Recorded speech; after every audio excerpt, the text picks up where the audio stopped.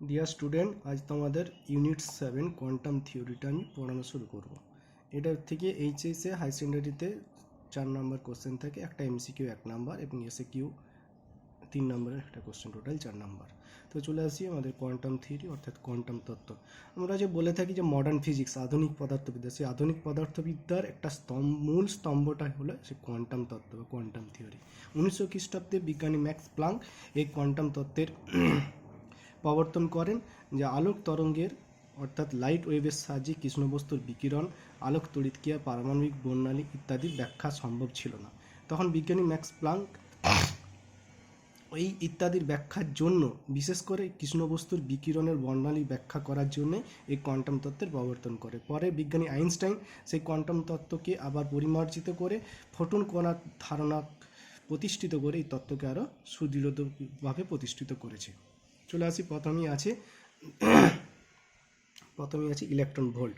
আমরা এর আগে বলেছি যে একটি ইলেকট্রনকে 1 ভোল্ট বিভব প্রভেদের মধ্যে যাওয়ার ফলে এর গতিশক্তি যে পরিমাণ বৃদ্ধি বা হ্রাস পায় তাকে বলা হয় 1 ইলেকট্রন ভোল্ট। তাহলে 1 ইলেকট্রন ভোল্ট সমান একটি ইলেকট্রনের আধান ইন্টু 1 ভোল্ট। দেখো, একটি ইলেকট্রনের আধান দেওয়া আছে 1.6 × 10⁻19 কুলম ইন্টু 1 ভোল্ট। তাহলে এই দুটো গুণ করলে হয়ে গেল 1.6 × 10⁻19 জুল, এবং সিজিএসএ হয়ে গেল 1.6 × 10⁻12 আর্ক, এবং এইদিকে বড় ইউনিটগুলো 1 কিলো ইলেকট্রন ভোল্ট আর 1 মেগা ইলেকট্রন ভোল্ট। এইগুলো তোমার ফার্স্ট প্রথমে। এরপর যে পড়বো, ফার্স্ট তোমার আছে বই কাছে রাখবে যে আলোক তড়িৎক্রিয়া, ফোটো ইলেকট্রিক এফেক্ট, আলোক তড়িৎক্রিয়া। 1887 খ্রিস্টাব্দে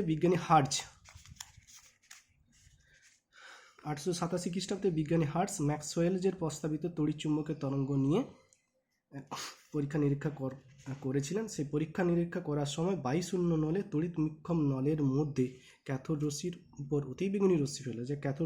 অতিবেগুনি রশ্মি ফেলেছিলেন, এবং ক্যাথোড অ্যানোডের মধ্যে বিভব প্রভেদ প্রয়োগ করলেও দেখা যাচ্ছে নলের মধ্যে তড়িৎ প্রবাহ চলে, যা থেকে তিনি আলোক তড়িৎকে ধারণা দেন।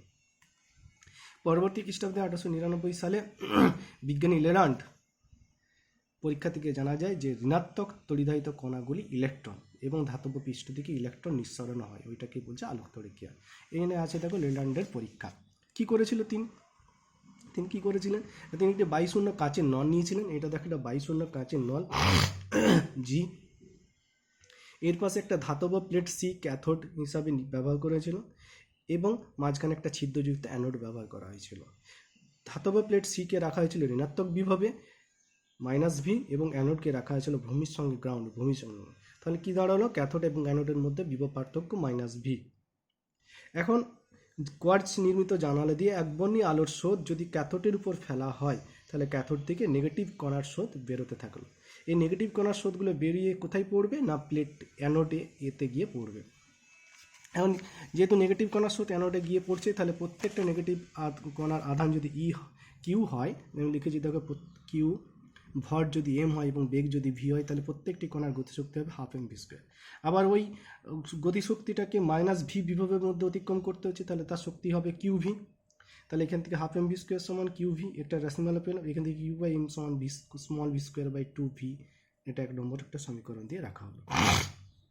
এরপরে যেহেতু কি ছিল, তোমরা ছবিটা আরেকবার দেখো, যে অ্যানোড মধ্যে একটা সরু ছিদ্র ছিল।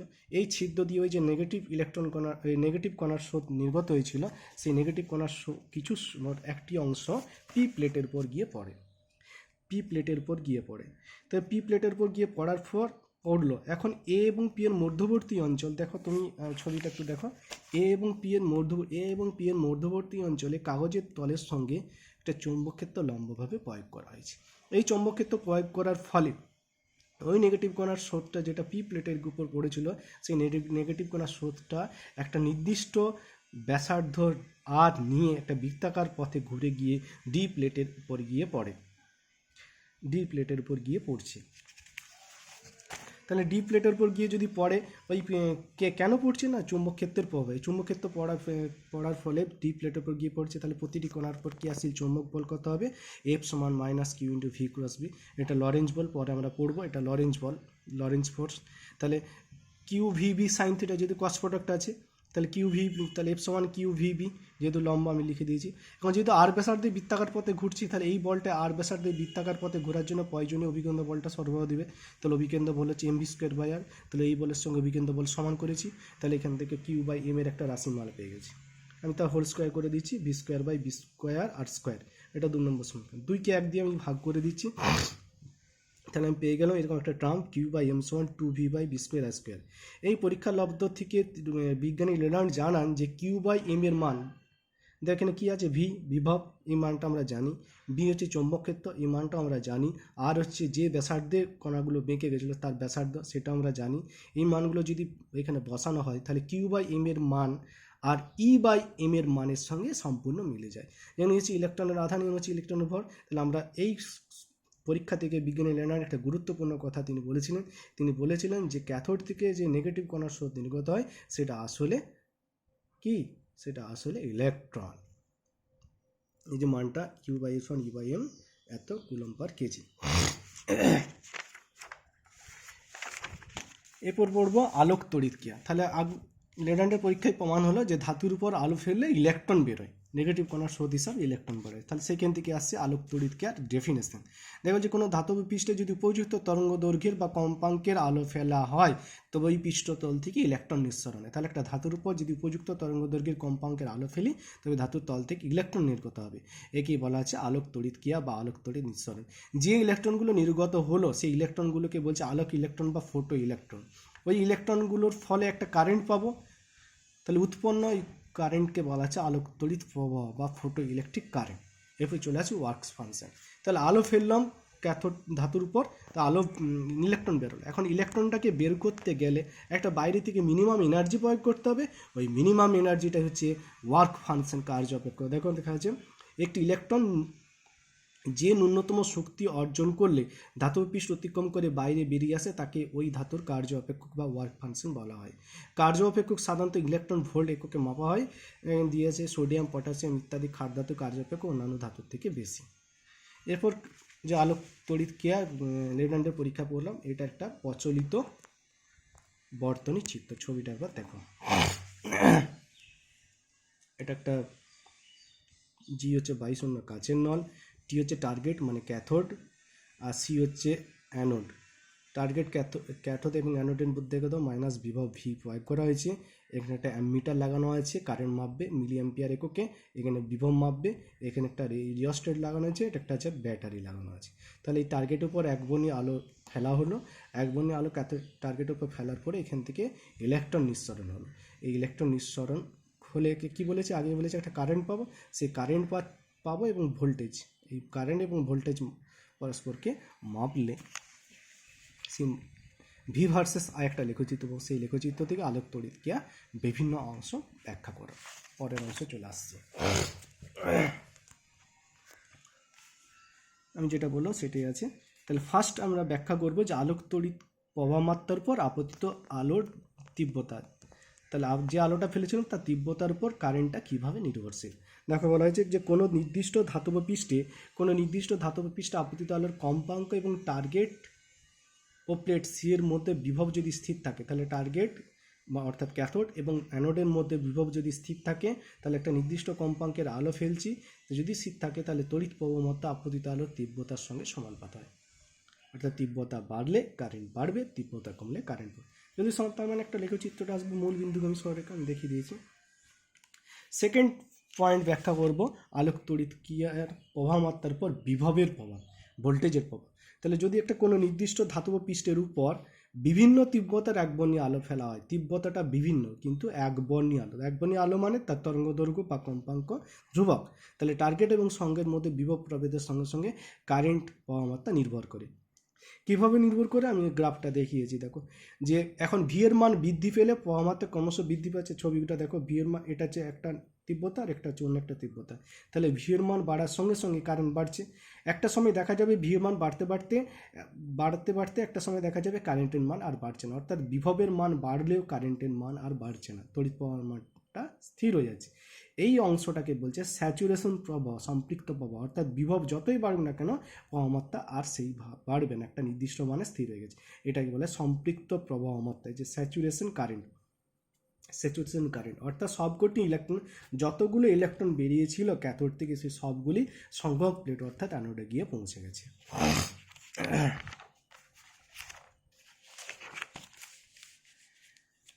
নেক্সট পয়েন্ট আসবো নিবৃত্তি বিভব বা ছেদক বিভব বা stopping potential. Very important question. আগে কি বলছে আগে জিনিসটা জেনে নিই, যে আলোক তড়িৎ ক্রিয়ায় ফোটো ক্যাথোডের সাপেক্ষে অ্যানোডে যে মিনিমাম ঋণাত্মক বিভব প্রয়োগ করা হয়, যার ফলে আলোক তড়িৎ প্রবাহমাত্রা শূন্য হয়, তাকে বলা হয় স্টপিং পোটেনশিয়াল। যে আর ভালো করে দেখো, আলোক তড়িৎ ক্রিয়ায় ক্যাথোডের সাপেক্ষে অ্যানোডে যে মিনিমাম ঋণাত্মক বিভব প্রয়োগ করলে আলোক তড়িৎ ক্রিয়াটা শূন্য হয়ে যায়। আলোক তড়িৎ ক্রিয়া শূন্য হওয়ার কথা মানে যে কোনো ইলেকট্রন আর বেরোবে না, তার মানে কোনো কারেন্ট পাবো না। কখন কারেন্ট পাবো না, না ক্যাথোডের সাপেক্ষে অ্যানোডে যে মিনিমাম মাইনাস বিভব প্রয়োগ করলে, সেটা হচ্ছে স্টপিং পোটেনশিয়াল। দেখো আমি গ্রাফটা দেখো, একটা দুটো তীব্রতার জন্য সে আগের গ্রাফটার পেছন দিকের অংশটা, তীব্রতা I2 তীব্রতা 1, বিভিন্ন তীব্রতা। তাহলে পেছন দিকের অংশটা আমি পেছন দিকের এই যে অংশটা দেখো V0, এই V0টা হচ্ছে মাইনাস বিভব এবং টপিং পোটেনশিয়াল। দেখো কী বলা হচ্ছে, যে ফোটো ক্যাথোডের সাপেক্ষে সংযোগ প্লেটে অর্থাৎ অ্যানোডে মাইনাস ঋণাত্মক বিভব যদি দিই, ক্যাথোডের সাপেক্ষে অ্যানোডে মাইনাস নেগেটিভ বিভব যদি দিই, আমি ছিল কী ছিল, ক্যাথোডে ছিল নেগেটিভ বিভব, অ্যানোডে ছিল গ্রাউন্ড, কিন্তু এখানে দিচ্ছি ক্যাথোডের সাপেক্ষে অ্যানোডে মাইনাস বিভব। মাইনাস বিভব যদি দিই তাহলে কারেন্টটা বলছে সঙ্গে সঙ্গে শূন্য হবে না। কেন শূন্য হবে না, কিছু তো ইলেকট্রন বেরিয়ে ছিল, সেই ইলেকট্রনগুলো তো অ্যানোডে গিয়ে পৌঁছাবে, বরং আস্তে আস্তে কারেন্টটা কমতে থাকে। তবে অ্যানোডে ঋণাত্মক বিভবের মান যদি বাড়তে থাকে, এমন একটা এরপর ঋণাত্মক বিভবটা দিয়েছি, দিবার সঙ্গে সঙ্গে কারেন্টটা আস্তে আস্তে কমছে। এখন ঋণাত্মক বিভবের মানটা যদি বাড়তে থাকে, একটা সময় কারেন্টটা কমে কমে কমে কমে কী আসবে, শূন্যতে পরিণত হবে। যে অবস্থায় যে ঋণাত্মক বিভব দিবার সঙ্গে সঙ্গেই কারেন্টটা শূন্য হলো, সেই ঋণাত্মক বিভবটাকে বলছে টপিং পোটেনশিয়াল, ছেদক বিভব বা নিবৃত্তি বিভব। এখানে গ্রাফটা দেখো, এলো পজিটিভ বিভব, তাহলে এই দিক থেকে ঋণাত্মক বিভব দিচ্ছিল, ঋণাত্মক বিভব দিবার সঙ্গে সঙ্গে দেখো কারেন্টটা আস্তে আস্তে আস্তে আস্তে আস্তে আস্তে কমছিল। দেখ ঋণাত্মক বিভব বা মান, ঋণাত্মক বিভবের মান বাড়তে বাড়তে বাড়তে বাড়তে একটা সময় দেখো কারেন্টটা জিরো হয়ে গেছে। তাহলে এই মাইনাস ভিটাকেই বলছে স্টপিং পোটেনশিয়াল। এই মাইনাস ভিটা কি বলছে, টপিং পোটেনশিয়াল। তো একটা ধাতুর ক্ষেত্রে একটা নির্দিষ্ট টপিং পোটেনশিয়াল থাকে, আলাদা হতে পারে না। এখানে কারেন্ট তীব্রতাটা বাড়িয়েছি, ইন্টেন্সিটিটা বাড়িয়েছি, কিন্তু ইন্টেন্সিটি বাড়ালো, একটা ধাতুর একটি নির্দিষ্ট স্টপিং পোটেনশিয়াল থাকবে। এখানে কিছু পয়েন্ট দেওয়া আছে যে স্টপিং পোটেনশিয়াল কীভাবে কার উপর নির্ভরশীল। আপতিত আলো তীব্রতার উপর নির্ভর করছে না। আপতিত আলো তীব্রতা যাই হোক না, একটা নির্দিষ্ট কম্পাঙ্কের আলোর ক্ষেত্রে স্টপিং বিভবের মান সর্বদা একই থাকে, যেটা আমি আগেই বললাম। নেক্সট পয়েন্ট চলে যাচ্ছি, নিবৃত্তি বিভবের উপর আপতিত আলোর কম্পাঙ্কের প্রভাব। দেখো, যদি কোনো নির্দিষ্ট ধাতু পৃষ্ঠের উপর বিভিন্ন কম্পাঙ্কের কিন্তু একই তীব্রতার একবর্ণী আলো ফেলা হয়, তীব্রতাটা একই, একবর্ণী আলো, কিন্তু কম্পাঙ্কটা বিভিন্ন আলো ফেলছি, তাহলে নিবৃত্তি বিভব আপতিত আলোর কম্পাঙ্কের উপর নির্ভরশীল হয়। নির্দিষ্ট ধাতব পৃষ্ঠের উপর বিভিন্ন কম্পাঙ্কের একবর্ণী আলো যদি একই তীব্রতার একবর্ণী আলো ফেলা হয়, তাহলে নিবৃত্তি বিভব আপতিত আলোর কম্পাঙ্কের উপর নির্ভরশীল, কম্পাঙ্কের উপর তখন চেঞ্জ হয়ে যাচ্ছে। আপতিত আলোর কম্পাঙ্ক যত বলছে বাড়বে, নিবৃত্তি বিভবের মানও তত বাড়বে, তবে সম্পৃক্ত প্রবাহ কম্পাঙ্কের উপর নির্ভরশীল। আমরা স্যাচুরেশন কারেন্টটা যেটা আগে বলেছিলাম, সেটা তীব্রতার উপর নির্ভরশীল, মানে কম্পাঙ্কের উপর নির্ভরশীল নয়, বরং বিভব ধ্রুবক রাখলে কম্পাঙ্ক যত কমে কারেন্ট তত কমে। দেখো তীব্রতাটা এখানে স্যাচুরেশন হয়ে গেছে, তাহলে তীব্রতার সঙ্গে নির্ভরশীল নয়, এটি একটি কম্পাঙ্কের জন্য হলো, এটি একটি কম্পাঙ্কের জন্য, তখন দেখো স্টপিং পোটেনশিয়াল দুটো আলাদা আলাদা মানে হয়ে গেছে, V01 V02। V01টা হচ্ছে প্রথম কম্পাঙ্কের জন্য, আর V02টা হচ্ছে দ্বিতীয় কম্পাঙ্কের জন্য, তাহলে হচ্ছে দুটো টপিং পোটেনশিয়াল। এরপরে আসবো তার নেক্সট পয়েন্ট, প্রারম্ভিক কম্পাঙ্ক বা সূচনা কম্পাঙ্ক বা cut off frequency. Very important একটা জিনিস, যে প্রারম্ভ কম্পাঙ্ক। কথাটার মধ্যেই একটা কেমন ক্লু আছে, যে প্রারম্ভ মানে শুরু হওয়া কম্পাঙ্ক। তাহলে এমন একটা কম্পাঙ্ক যে কম্পাঙ্কের ফলে ফটো ইলেকট্রিক এফেক্ট অর্থাৎ আলোক তড়িৎ ক্রিয়া বা আলোক তড়িৎ নিঃসরণটা শুরু হবে। দেখুন, তাহলে আপতিত ফোটনের কম্পাঙ্কে যে ন্যূনতম মানের জন্য ধাতব পৃষ্ঠ থেকে ইলেকট্রন নির্গত হতে পারে, অর্থাৎ আলোক তড়িৎ নিঃসরণ শুরু হয়, তাকে ওই ধাতুর প্রারম্ভিক কম্পাঙ্ক বা সূচনা কম্পাঙ্ক বলা হয়। আমরা আগে বলেছি যে ধাতুর উপর আলো ফেলে সেখান থেকে ইলেকট্রন বেরোয়, তাহলে ধাতুর উপর যে আলো ফেলছে তার একটা কম্পাঙ্ক আছে, তরঙ্গ দৈর্ঘ্য আছে, তাহলে মিনিমাম যে তরঙ্গ কম্পাঙ্কের আলো ধাতুর উপর পড়লে তার থেকে ইলেকট্রনটা বেরিয়ে আসে, সেই মিনিমাম কম্পাঙ্কটাকে হচ্ছে ওই ধাতুর প্রারম্ভ কম্পাঙ্ক বা সূচনা কম্পাঙ্ক। বুঝা গেল? একে নিউ জিরো দিয়ে সূচিত করা হয়েছে। এরপর নিউ জিরোর সাপেক্ষে কম্পাঙ্কের নিবৃত্তি বিভব সাপেক্ষে কম্পাঙ্কের একটি আমার লেখচিত্র এখানে দেখানো হয়েছে। দেখো যে আলোক তড়িৎ ক্রিয়ায় আপতিত আলোর বিকিরণের কম্পাঙ্কের নিবৃত্তি বিভবের লেখচিত্র দেখানো হলো। প্রতিটি ধাতুর ক্ষেত্রে আপতিত আলোর কম্পাঙ্ক নিউ জিরো থাকে যায়, বিভিন্ন ধাতুর তোমরা কম্পাঙ্ক আলাদা,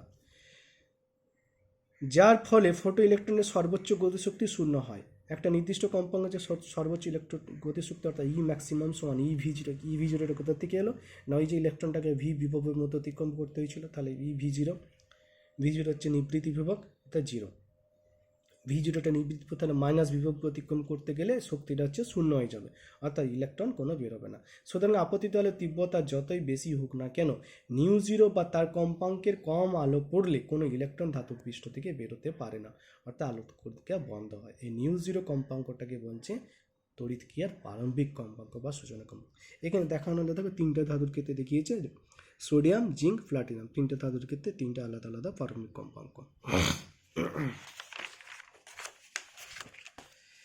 এরপর যে ইলেকট্রন বেরোলো, আলো ফেললাম, ইলেকট্রন বেরোলো, এতক্ষণ ধরে তার পয়েন্টগুলো ব্যাখ্যা করলাম। এরপর আসছি, দেখো যে ইলেকট্রন বেরোলো সেই ইলেকট্রনের গতিশক্তির সঙ্গে নিবৃত্তি বিভবের একটা রিলেশন, এটা ম্যাথামেটিক্সের জন্য কাজে লাগে অঙ্কে। কি বলেছে দেখো, সংগ্রহ প্লেটের বিভব যদি নিবৃত্তি বিভবের সঙ্গে সমান হয়, সংগ্রহ প্লেটে মাইনাস ভি দেওয়া হয়েছিল, সে সংগ্রহ প্লেটের বিভব যদি নিবৃত্তি বিভবের সঙ্গে সমান হয়, তাহলে সর্বোচ্চ গতিশক্তি সম্পন্ন ইলেকট্রনও সংগ্রহ প্লেটে পৌঁছাতে পারে না।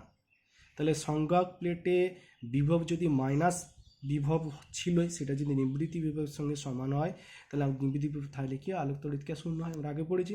তো ইলেকট্রনগুলোর শক্তি যতই বেশি থাকুক না কেন, সেই ইলেকট্রনগুলো কখনোই সংগ্রহ প্লেটে পৌঁছাতে পারে না, কারণ নিবৃত্তি বিভব জনিত শক্তি হ্রাস ইলেকট্রনের এই গতিশক্তিকে প্রশমিত করে। একটা ধাতব প্লেট থেকে নিঃসৃত ইলেকট্রনের সর্বোচ্চ গতিবেগ যদি ভি ম্যাক্সিমাম হয়, তাহলে তার শক্তি ই ম্যাক্সিমাম সমান হাফ এম ভি স্কোয়ার, সূত্র থেকে হবে। এখন নিবৃত্তি বিভব জনিত শক্তি হ্রাস হবে ই ভি জিরো। কেন শক্তি হ্রাস না, এই ভোল্টেজটা মাইনাস, ওই জন্য শক্তি হ্রাস হচ্ছে। তাহলে ই ভি জিরো সমান হাফ এম ভি স্কোয়ার, এখান থেকে তাহলে ভি ম্যাক্সিমাম সমান √2 E V zero by M. এটি হচ্ছে ফোটো ইলেকট্রনের সর্বোচ্চ বেগের একটা রাশিমালা পেয়ে গেল। এখান থেকে কিন্তু পরীক্ষা অঙ্ক পড়ে। আবার ফোটো ইলেকট্রনের সর্বোচ্চ গতিশক্তি আলোর তীব্রতার উপর নির্ভরশীল, আমরা আগেই বলেছি। আপতিত আলোর কম্পাঙ্ক যদি নিউ হয়, তাহলে ই ভি জিরো সমান এইচ নিউ, প্লাঙ্কের সূত্র অনুসারে। তাহলে এখান থেকে দেখো নিউ, এই V zero stopping potential varies as new, H হচ্ছে প্লাঙ্কের ধ্রুবক, ই হচ্ছে আলোর এই তোমার ইলেকট্রনের আধান, দুটোই ধ্রুবক। তাহলে সেখান থেকে বলা হচ্ছে নিবৃত্তি বিভব কম্পাঙ্কের সঙ্গে আপতিত আলোর কম্পাঙ্কের সঙ্গে সমানুপাত। এরপর আলোক তড়িৎ ক্রিয়া যে পড়লাম তার বৈশিষ্ট্যগুলো পড়ব। প্রথম পয়েন্ট বলছে আলোক তড়িৎ ক্রিয়া একটি তাৎক্ষণিক ঘটনা, অর্থাৎ আলো পড়বে, ইলেকট্রন বেরোবে, এর মধ্যে কোনো টাইম গ্যাপ নেই। দ্বিতীয় বলছে আলোক তড়িৎ প্রবাহ মাত্রা আপতিত আলোর তীব্রতার উপর নির্ভরশীল, কম্পাঙ্ক বা তরঙ্গ দৈর্ঘ্যের উপর নির্ভর করে না। তীব্রতা বাড়লে কারেন্ট বাড়বে, তীব্রতা কমলে কারেন্ট কমবে। 3 নম্বর পয়েন্ট বলছে আলোক তড়িৎ ক্রিয়া নিশ্চিত ইলেকট্রনের বেগ বা গতিশক্তি আর তীব্রতার উপর নির্ভর করে না, কিন্তু তার কম্পাঙ্কের উপর নির্ভর করে। অর্থাৎ তীব্রতা বাড়ার সঙ্গে সঙ্গে বা কমার সঙ্গে সঙ্গে তার ইলেকট্রনগুলো যে নিঃসৃত ছিল তার বেগ বা গতিশক্তি কিছুই নির্ভর করে না, কিন্তু কম্পাঙ্কের উপর নির্ভরশীল। 4 নম্বর পয়েন্ট বলছে প্রতিটি ধাতুরই একটি নির্দিষ্ট প্রারম্ভিক কম্পাঙ্ক আছে, এর থেকে কম কম্পাঙ্কের আলো যদি ফেলা হয় ধাতু পৃষ্ঠে, তাহলে কোনো ইলেকট্রন বেরোবে না বা আলোক তড়িৎ প্রবাহ মাত্রা পাওয়া যাবে না। বিভিন্ন ধাতুর জন্য আলোক তড়িৎ ক্রিয়া প্রারম্ভিক কম্পাঙ্ক বিভিন্ন, আগে আমি দেখিয়েছি। তারপর বলছে তাকে ফোটো ইলেকট্রনগুলি ধাতব পৃষ্ঠ থেকে শূন্য থেকে শুরু করে সর্বোচ্চ বেগ, বিভিন্ন মানের বেগ নিয়ে নিঃসৃত হতে পারে। যে ইলেকট্রনগুলো ধাতু পৃষ্ঠ থেকে বেরোবে সেই ইলেকট্রনগুলোর বেগ শূন্য থেকে সর্বোচ্চ মান বিভিন্ন মানের হতে পারে। আলোক তড়িৎ ক্রিয়া উষ্ণতার উপর নির্ভরশীল নয়। আলোক তড়িৎ ক্রিয়ার ফোটো ইলেকট্রনের নিঃসরণের ফলে অবশিষ্ট ধাতুটি সামান্য মাত্রায় ধনাত্মক হয়ে পড়ে। আমরা পড়েছি যে কোনো ধাতুর থেকে যদি সোডিয়াম, ধরো সোডিয়াম থেকে যদি একটা ইলেকট্রন বেরিয়ে যায়, তাহলে কী হয়, সোডিয়াম প্লাস তাহলে এখান থেকে তাহলে সোডিয়াম ধাতুর উপর যদি আলো ফেলা হয় তাহলে একটা ইলেকট্রন যদি বেরিয়ে যায় তাহলে কি হয়, এটা সামান্য মাত্রায় ধনাত্মক আয়নে পরিণত হয়, ধনাত্মক তড়িৎগ্রস্ত হয়ে পড়ে। এই গেল আলোক তড়িৎক্রিয়ার বৈশিষ্ট্য। এবং আলোক তড়িৎক্রিয়াকে কাজে লাগিয়ে বা আলোক তড়িৎক্রিয়ার প্রসিডিওরকে কাজে লাগিয়ে তৈরি করা হয়েছে আলোক তড়িৎ কোষ, ফটো ইলেকট্রিক সেল। দেখো, আলোক শক্তিকে তড়িৎ শক্তিতে রূপান্তরিত করার জন্য আলো ফেললাম, কারেন্ট পাচ্ছি, তাহলে আলোক শক্তি তড়িৎ শক্তিতে, তাহলে আলোক শক্তিতে তড়িৎ শক্তিতে রূপান্তরিত করার জন্য আলোক তড়িৎক্রিয়ার উপর ভিত্তি করে যে কোষ তৈরি হয় বা সেল তৈরি হয় তাকে বলছে তড়িৎ কোষ। 3 ধরনের সাধারণত তড়িৎ কোষ রয়েছে। প্রথম হচ্ছে আলোক তড়িৎ নিঃসরণ কোষ, ফোটো এমিটার সেল, আলোক ভোল্টীয় কোষ, ফোটো ভোল্টীয় সেল, আলোক তড়িৎ পরিবাহী কোষ, ফোটো কন্ডাক্টিং সেল। এগুলো তোমরা বইয়ে পড়বে, বইয়ে দেখো, একটু দেখিয়ে দিচ্ছি, বইয়ে এগুলো সব কিছুই আছে। এই যে দেখো বইয়ে আছে, আমি এখানে কিছু ডিটেলস এখন দিইনি। এরপর নেক্সট চলে আসছি আলোক তড়িৎক্রিয়ার ব্যবহার, আলোক তড়িৎক্রিয়া ব্যবহার বলছি, আলোক তড়িৎ কোষ তার ব্যবহার। দেখো অনেক পয়েন্ট দেওয়া আছে, এগুলো তোমরা পড়বে। সুইচ, স্বয়ংক্রিয় সুইচ হিসাবে, শব্দের রেকর্ডিং, পুনরুদ্ধার হিসাবে, সৌর ব্যাটারি হিসাবে, সোলার সেল হিসাবে, তারপর হচ্ছে টেলিভিশন স্টুডিওতে ব্যবহার করা হয়, স্বয়ংক্রিয় ক্যামেরায় ব্যবহার করা হয়, বস্ত্রশিল্পে ব্যবহার করা হয়। তাহলে এতক্ষণ পর্যন্ত আলোক তড়িৎক্রিয়া পড়লাম, আলোক তড়িৎক্রিয়ার বৈশিষ্ট্যগুলো পড়লাম, আলোক তড়িৎক্রিয়ার আপতিত আলোর যে ইলেকট্রনগুলো বেরিয়েছিল তার বেগের সঙ্গে নির্দিষ্ট রিলেশন পেলাম, আলোক তড়িৎক্রিয়াকে ব্যবহার করে তড়িৎ কোষ পড়লাম, তড়িৎ কোষের ব্যবহার করলাম। এরপর পড়বো আলোক তড়িৎক্রিয়ার ব্যর্থতা, আলোক তরঙ্গ তত্ত্বের ব্যর্থতা। এই যে আলোক তড়িৎক্রিয়া পড়লাম তার নিশ্চয়ই কিছু ব্যর্থতা আছে, সেই ব্যর্থতাগুলো আমি পড়ব। কি বলছে দেখা যাক। যে আলো তরঙ্গের আকারে চলাচল করে, এই তত্ত্ব নিয়ে আলোক তড়িৎক্রিয়া প্রতিষ্ঠিত হয়েছিল, কিন্তু এই তরঙ্গের আকারে চলাচল করে এই তত্ত্ব দিয়ে আলোক তড়িৎক্রিয়া সম্পূর্ণভাবে ব্যাখ্যা করা যায় না, কিছু তার ত্রুটি ধরা পড়েছিল। সেই ত্রুটিগুলি হচ্ছে, প্রথম পয়েন্ট দিয়ে বলছি। প্রথম হচ্ছে প্রারম্ভিক কম্পাঙ্ক। প্রারম্ভিক কম্পাঙ্ক বলা হয়েছিল যে ন্যূনতম একটা কম্পাঙ্কর আলো যদি না ফেলা হয় তাহলে কোনো ইলেকট্রন বাইরে বেরিয়ে আসবে না, এটা বলা হয়েছিল। কিন্তু আলোক তরঙ্গ তত্ত্ব অনুসারে প্রারম্ভিক কম্পাঙ্ক অপেক্ষা কম কম্পাঙ্কের আলো যদি ফেলা হয়, কিন্তু তার তীব্রতা যদি বেশি থাকে, বলা হয়েছিল নিউ 0 কম্পাঙ্ক আলো ফেললেই তবে ইলেকট্রন বেরোবে, নাহলে বেরোবে না। কিন্তু যে আলোটা আমি ফেলছি তার কম্পাঙ্ক নিউ 0 অপেক্ষা কম, কিন্তু তার তীব্রতাটা অনেক বেশি। কম কম্পাঙ্কের আলো কিন্তু যথেষ্ট যদি তীব্র হয় তাহলে তার শক্তি বেশি হবে, তাহলে বেশি শক্তি যদি পড়ে ধাতুর উপর তাহলে সেখান থেকে ইলেকট্রন বেরোনোর সম্ভাবনা থাকে। কিন্তু এখান থেকে বলছে নিউ 0 থেকে কম হলে কোনো ইলেকট্রন বেরোবে না, বোঝা গেল। কিন্তু অপরদিকে যদি নিউ 0 থেকে বেশি কম্পাঙ্কের আলো যদি ফেলি, কিন্তু ক্ষীণ আলো যদি ফেলা হয়, জাস্ট নিউ 0 থেকে বেশি কিন্তু তীব্রতা অনেক কম, তাহলে কিন্তু ইলেকট্রন বেরোতে পারবে। তাহলে এটা হলো একটা ব্যর্থতা। নিউ 0 থেকে কম কম্পাঙ্কের আলো ফেলছি কিন্তু তীব্রতা অনেক অনেক বেশি, তবু কি ইলেকট্রন বেরোচ্ছে না, এটা একটা ব্যর্থতা। দ্বিতীয় ব্যর্থতা বলছে ফোটো ইলেকট্রনের সর্বোচ্চ গতিশক্তি। দেখো কি বলছে, যে আলোক তরঙ্গ তত্ত্বের অনুসারে বিকিরণের তীব্রতার সঙ্গে আলোক ইলেকট্রনগুলির গতিশক্তি বর্ধিত হওয়া উচিত। তীব্রতা বাড়লে ইলেকট্রনের শক্তি বাড়া উচিত ছিল, কিন্তু গতিশক্তির কোনো ঊর্ধ্বসীমা থাকা উচিত নয়। কিন্তু এখানে বলছে নিবৃত্তি বিভবের ভিজুরের মান থেকে বুঝতে পারছি যে ফোটো ইলেকট্রনগুলোর গতিশক্তি সর্বোচ্চ ম্যাক্সিমাম হতে পারে, এর থেকে কোনো শক্তি বেশি হতে পারে না। তাহলে এটা একটা ফেলিওর। তারপর ফেলিওর বলছে দেখো আলোক তড়িৎক্রিয়ার তাৎক্ষণিক আচরণ। আমরা বলা হয়েছিল আলো পড়ছে ইলেকট্রন বেরোচ্ছে, কোনো টাইম গ্যাপ নেই, কিন্তু এখানে বলতে দেখো আলোক তড়িৎক্রিয়ার প্রকৃতপক্ষে একটি তাৎক্ষণিক ঘটনা, অর্থাৎ আলোর আপতন এবং ইলেকট্রন নিঃসরণের মধ্যে কোনো সময় ব্যবধান থাকে না। কিন্তু আলোক তরঙ্গ তত্ত্ব অনুসারে উপযুক্ত তরঙ্গের আপতন এবং ইলেকট্রন নিঃসরণের মধ্যে একটা সময়ের ন্যূনতম একটা সময়ের ব্যবধান থাকবেই, তাহলে সেইটা একটা ব্যর্থতা। এই ব্যর্থতাগুলোকে ঢাকতে গিয়ে প্রচলিত হলো আলোর কণা ধর্ম, আলোর কোয়ান্টাম তত্ত্ব। আলোর কণা ধর্ম, কোয়ান্টাম তত্ত্ব কে বিজ্ঞানী ম্যাক্স প্লাঙ্কের তরঙ্গ তত্ত্ব ছিল, বিজ্ঞানী আইনস্টাইন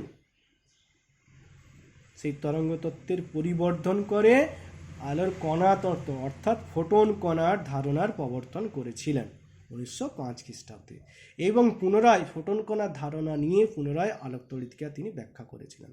তবে এখন বর্তমানে তরঙ্গ তত্ত্ব বলতে আলোর কণা তত্ত্বই বুঝে, অর্থাৎ ফোটন কণাই বুঝে। নেক্সট ক্লাসে এই ফোটন কণা সম্বন্ধে আমরা পড়ব। আজকে এখানে থাকলো।